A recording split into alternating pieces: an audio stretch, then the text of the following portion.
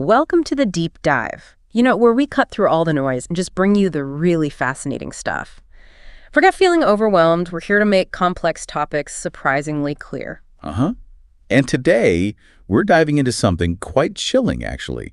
It's a story out of Dharan, Nepal, centered on an old, abandoned boys' hostel that's said to be haunted. Right, and our source material gives us a pretty detailed account of one specific, really unsettling incident there. Exactly. This place, it was a government school hostel, but it's been shut down for, well, over a decade now. There was a terrible fire. Tragically, 3 students died. Oh, wow. Yeah, and ever since then, local rumors about strange happenings, paranormal activity, they've persisted, understandably so. And that brings us to 2018. A group of college students, 5 of them, decided they were going to spend the night inside. For a documentary project, apparently. Take some nerve, right? Or maybe just that youthful mix of bravery and maybe not thinking it all the way through. Definitely. So, picture them arriving. The account describes it vividly. The place is just decaying. Walls blackened from the fire, windows smashed, cobwebs everywhere. You can almost, smell the decay and damp. It paints a really grim picture. Heavy. Silent. Yeah.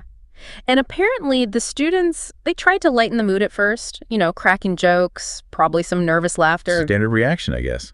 Trying to push back against the creepiness. But things started getting serious for one student, Anil. He picked room 7 to set up. And room 7, well, that's supposedly where the fire actually started. Oof. Bad choice, maybe. Or maybe he was drawn to it for the story. Could be. Anyway, around 2 a.m., Anil wakes up. Suddenly, he hears this sharp, metallic scratching sound. Scratching? That's unsettling. What kind of scratching? Just described as metallic, sharp. Then he notices the door to his room is slowly creaking open. Okay, but maybe there was a draft. That's what you'd think, but the account specifically mentions there was no wind. The air was completely still, and not just still, but heavy, like the pressure changed. Okay, that's stranger, that heavy feeling. And then suddenly this blast of freezing cold air rushes into the room. Again, no open windows, no wind, just cold. It's like the classic signs, isn't it? The Right. sounds, the temperature drops. Exactly. But here's where it gets really weird. His camera, which he thought the battery was dead on, it suddenly turns on by itself. Whoa, okay, dead camera just powers up. Powers up and focuses right on a corner of the room. And there, the account says, was a silhouette. Silhouette? Of what? A child just standing there, staring at him. Oh, gives you chills just hearing it. Yep. Staring. Understandably, Anil just screams, wakes everyone else up. They rush in. And what did they see? Nothing. The figure was gone. But the camera, it was still on, still recording. The camera kept running, even after the fessor vanished. Yeah. And when they checked the footage later, it showed the figure and described it as having black eyes. Black eyes. That's a detail that really ramps up the fear factor, doesn't it? Moves it beyond just a shadow. Totally. The group, completely terrified now, just bolted. They left everything behind, cameras, equipment, everything. Just ran. Can't say I blame them. And the aftermath. Pretty severe for one of them, Bikash. He apparently needed hospitalization for mental trauma, kept muttering the same thing over and over. What was it? They didn't want us there. They were still burning. Wow.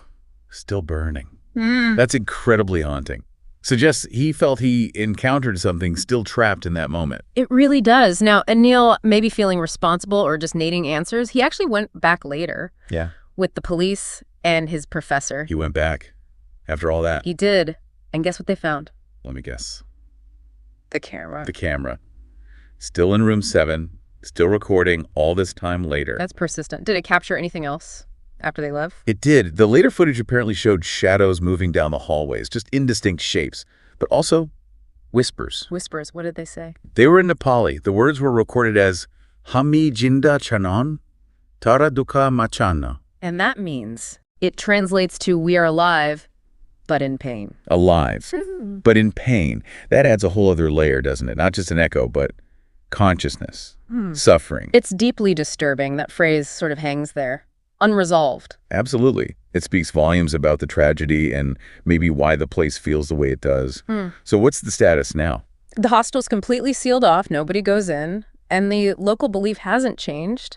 People think the spirits of those boys are still there, trapped, maybe reliving that fire. A tragic, lingering presence? Yeah. And Anil, he never made that documentary. The account says the night just changed him completely. I can only imagine. Some experiences mark you forever.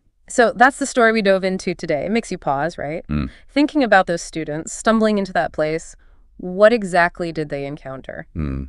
And that whisper caught on camera. We are alive, Mm. but in pain. What does that truly suggest about these kinds of alleged hauntings? Is it just leftover energy or something more aware, still suffering? A lot to think about. Definitely leaves you with some unsettling questions.